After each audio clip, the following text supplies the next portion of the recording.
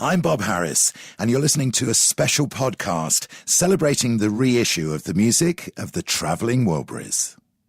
The final member to be drafted into the group project was Roy Orbison. Jeff Lynne. We went down to see him at a show in Anaheim. I think it was George, Tom and myself. We went down, watched his show.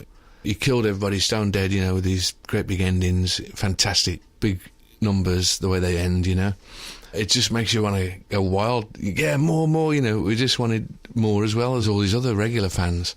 And we went in the dressing room after the show and asked him if he would like to be in our group.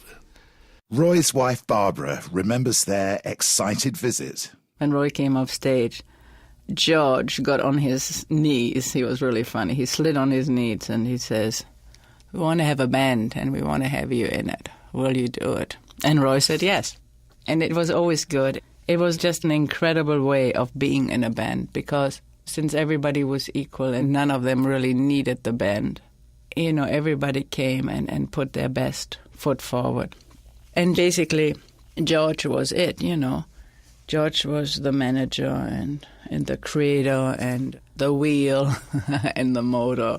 So the lineup that had made Handle with Care in a garage as a spontaneous one-off reunited in the home studio of another musician friend to make an album. As Bob Dylan was about to leave for a tour, their writing and recording time had to be limited. We got hold of Dave Stewart's studio in LA. We were actually using the kitchen, which had an ambience to it that we liked for acoustic guitars. Just a bit more of a live room, because I know Dave used to use his studio for all electronics, so there was no really miking up in that room. But the kitchen sounded great, so that's where we tended to record most of the stuff. And went in there for like 2 weeks straight and cut all the other tracks, wrote the track in the afternoon, laid it down in the afternoon, had dinner and wrote the words, and then sang them on the evening. It was quite amazing, actually. It was like the most amazing use of time. My book of How to Write a Tune in a Day, get Roy Orbison, Bob Dylan, George Harrison and Tom Petty, and they'll help you. You don't need no wax job, you're smooth enough for me. If you need your oil change, I'll do it for you free. Oh baby, the pleasure be all mine. If you let me drive your pickup truck and park it where the sun don't shine.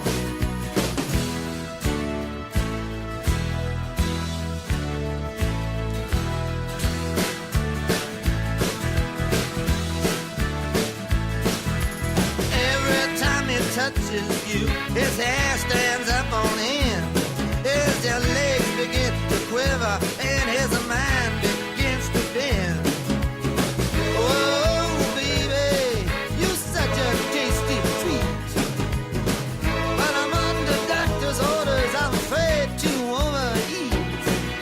He loves your sense of humor, disposition too. There's absolutely we decided to do this thing about he loves you, and then we wrote lists of, even that was funny. I don't know how other people write songs, but that bit, I just picked up a bunch of magazines and gave everybody a magazine. And they just started reading out little things like 5-speed gearbox and stuff like that, and just wrote down a big list of things. And then we reduced it down to about 12. It sounded interesting. We just wrote this random list and had it on the microphone. And then we just did the take, and whoever sang first sang the first one, and we just sang round the group until we'd done them all. And every time it came round to Roy Orbison, he always got the trembling Wilbury, and it was just the funniest thing. Roy, like the big voice, the big operatic, trembling Wilbury, and we all just collapsed every time. And no matter how we rearranged it, he always ended up with trembling Wilbury on there.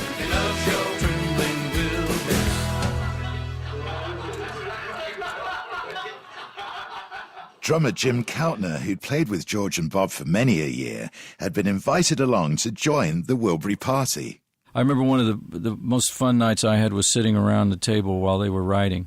Of course, I just kept my mouth shut, just wanting to savor every word. I thought I was going to be hearing these amazingly profound lyrics coming from these guys. And I sat there and I laughed so hard because I heard these incredible lyricists saying the silliest things, like rhyming the dumbest sounding things. And so I just thought it was great.